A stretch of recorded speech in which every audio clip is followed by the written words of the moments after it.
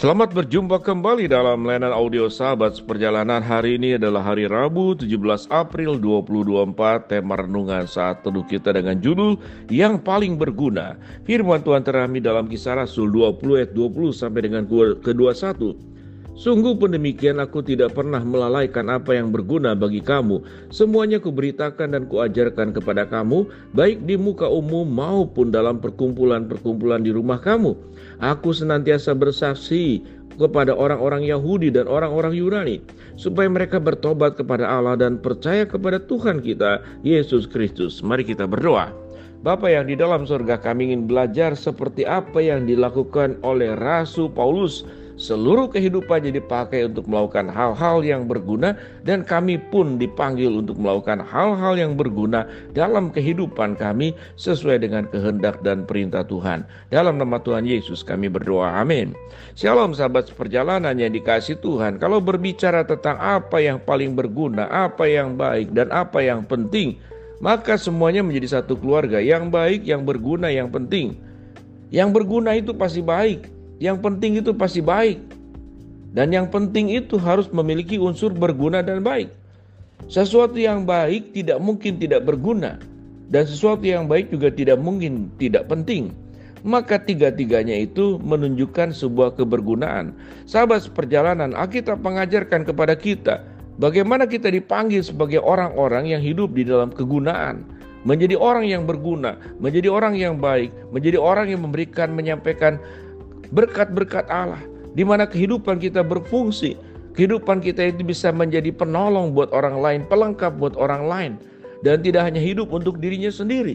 Sahabat seperjalanan, bukankah kalau kita sudah kesal dengan seseorang, orang ini memang dalam hidupnya tidak ada hal yang baik yang dilakukan. Kemanapun dia ada menjadi gangguan, kemanapun dia ada menjadi permasalahan dan kericuhan. Maka kita boleh kategorikan orang ini sebagai orang yang tidak berguna, bahkan menjadi sampah masyarakat. Itu istilah secara sosiologi yang dipakai. Apa yang dimaksud dengan sampah masyarakat? Itu mengait dengan pembegal, pencuri, perampok, mereka-mereka yang menjadi parasit di kehidupan masyarakat. Maka itu kita kategorikan sebagai orang yang tidak punya guna. Mereka adalah sampah masyarakat. Mereka adalah bakteri dalam kehidupan. Kalau kita ilustrasikan dalam dunia kedokteran. Lalu kita berbicara tentang apa yang paling berguna dalam hidup ini. Kalau kita berbicara tentang seluruh alam ciptaan, tidak ada alam ciptaan yang tidak berguna. Allah menciptakan langit dengan kegunaannya. Allah menciptakan darat dengan kegunaannya. Allah menciptakan laut dengan kegunaannya. Semuanya punya fungsi dan kebergunaan. Kalau kita berbicara pada hal yang paling kecil sekalipun, maka tidak ada yang tidak berguna. Kita melihat proses tumbuh kembangnya sebuah tumbuhan dari akar, dahan, ranting, pohon, daun, kemudian menghasilkan buah. Semuanya punya unsur fungsi kegunaannya masing-masing. Tetapi Rasul Paulus menjelaskan tentang apa yang paling berguna di tengah-tengah kehidupan di dunia ini, yang tentunya adalah kehidupan secara jasmani. Apapun yang berguna di dalam dunia ini, pada akhirnya akan selesai sewaktu seseorang itu mengalami kematian, atau dunia ini mengalami akhir zaman, maka selesailah. Tetapi ada hal yang lebih berguna yang firman Tuhan katakan, yaitu Injil keselamatan di dalam Kristus Yesus. Apa yang dikatakan di sini? Sungguh pun demikian, aku tidak pernah melalaikan apa yang berguna bagi kamu. Semua kuberitakan, kuajarkan kepada kamu, baik di muka umum maupun dalam perkumpulan-kumpulan rumah kamu. Aku senantiasa bersaksi orang-orang kepada orang Yahudi, orang Yunani, supaya mereka bertobat kepada Allah dan percaya kepada Tuhan kita Yesus Kristus.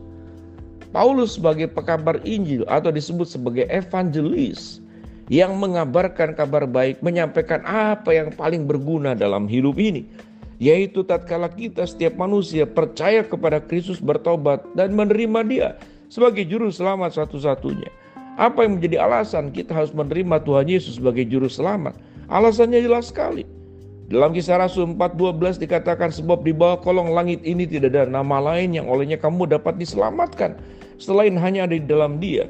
Kalau yang namanya the only one, yang satu-satunya, berarti tidak ada dua apalagi tiga. Kalau satu-satunya itu sama dengan kita punya kunci satu-satunya. Untuk membuka pintu tersebut, mungkin ada yang menjawab, kan gampang, tinggal panggil saja tukang membuat kunci palsu. Iya, itu kalau dalam kunci dalam pengertian yang sesungguhnya. Tetapi dalam membuka kunci surga, kunci kehidupan yang kekal, tidak bisa kita cari tukang kunci kemudian membuat kunci cadangan. Kuncinya cuma satu-satunya. Itu yang dicatat dalam Kisah Rasul 4 ayat 12. Dan keselamatan tidak ada dalam siapapun juga selain di dalam Dia.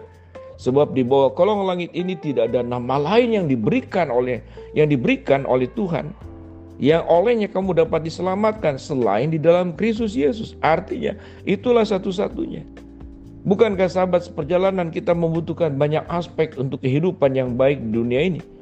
Tapi pun kita juga perlu mendapatkan yang paling lebih utama, yaitu bagaimana kita mendapatkan hal yang paling indah, paling baik, paling berguna, yaitu kehidupan kekal, dan kunci satu-satunya adalah Kristus. Kita membuka diri kepada Kristus yang disampaikan, yang dikhotbahkan, yang firman Tuhan katakan diajarkan oleh Rasul Paulus, baik dalam perkumpulan orang Yahudi maupun dalam perkumpulan orang Yunani, baik di muka umum, bahkan Alkitab mencatat bahkan di rumah-rumah, terus menyampaikan tentang sesuatu yang paling indah, paling berguna, yang menyangkut dengan hidup saat sekarang dan hidup yang akan datang.